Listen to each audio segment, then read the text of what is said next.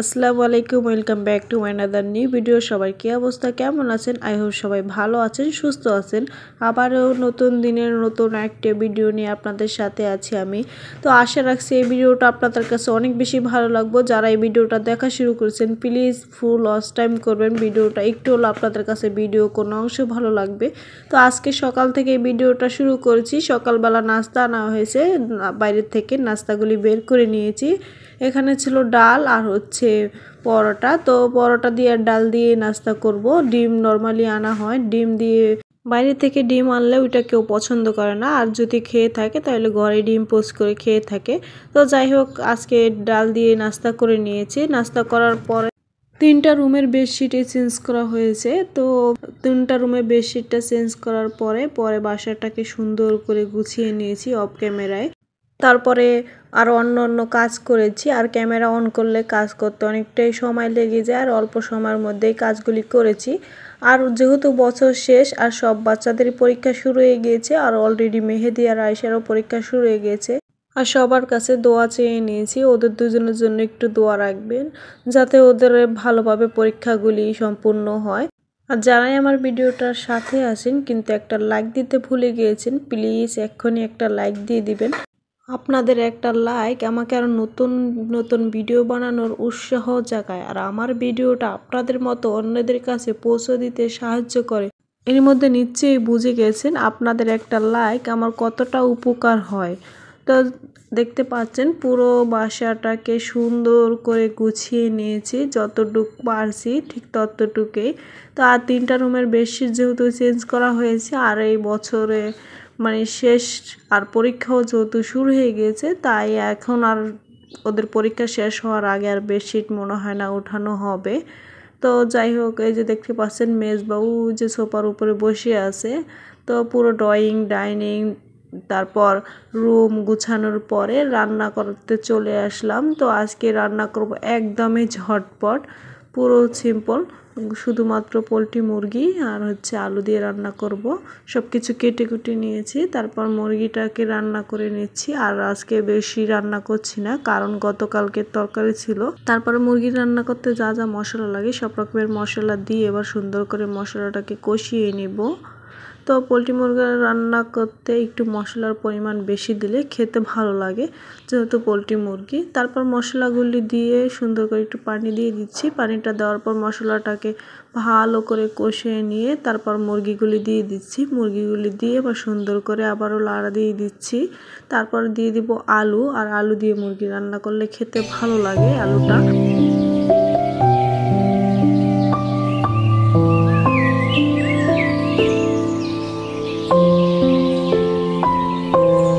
আলুটা দেওয়ার পর সুন্দর করে লাড়া দিয়ে তারপর ঢাকনা মুড়া দিয়ে এবার কষিয়ে নিচ্ছি। তো কোনো পানি ব্যবহার করি নাই, অলরেডি মুরগির থেকে কিন্তু অনেক পানি বের হয়ে গেছে। তো এই পানির মধ্যেই সুন্দর করে মুরগিটা কষানো হবে।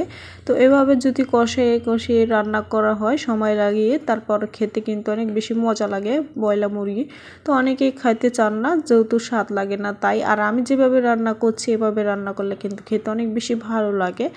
তারপর পরিমাণ মতন ঝোল দিয়েছি। তো বেশি একটা ঝোল দিব না, পরিমাণে একটু ঝোল কমেই দিব।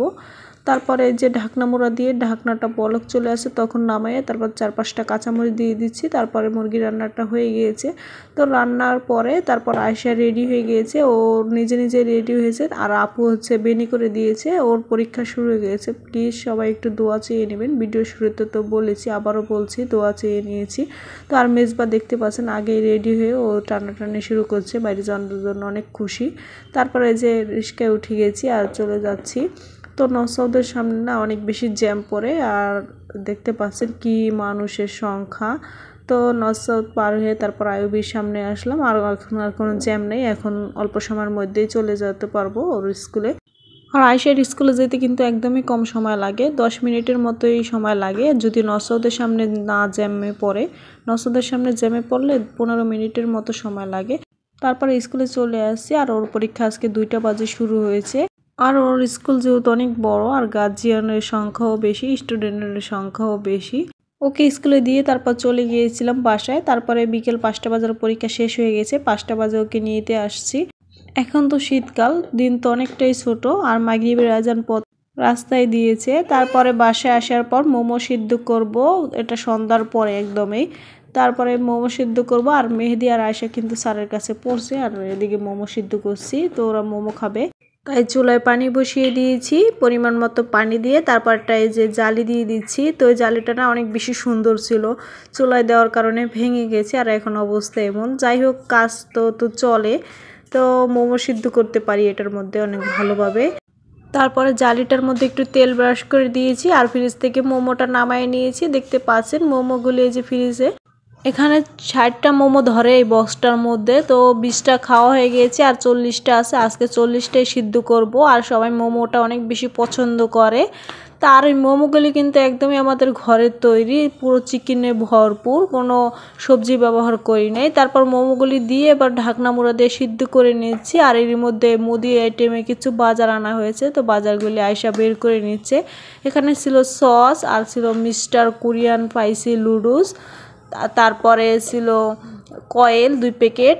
কয়েল শেষ হয়ে গিয়েছে, যা যা শেষ হয়ে গেছে তাড়াতাড়ি আনেছে, আর 1 বক্স আইসক্রিম। তারপরে সাথে আনার আনা হয়েছে, আনারগুলি বের করে নিয়েছি। আনারগুলি ফ্রিজে রেখে দিব, এভাবে রাখলে হুড় হয়ে যাবে, আর আনারগুলি বাছতে একদমই আলসামি লাগে, তাই ফ্রিজে রেখে দিয়েছি, যখন খাবে তখন বেছে নিবে।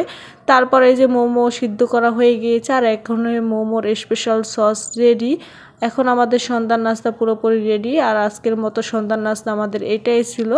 আজকের ভিডিওটা আপনাদের কাছে কেমন লাগছে অবশ্যই কমেন্ট করে জানায় দিবেন। আর এই সসের ভিডিও যেহেতু আমি অনেকবার করেছি, তাই আর আজকে করা হয়নি। আজ এখানেই বিদায় নিয়ে নিচ্ছি। আল্লাহ হাফেজ।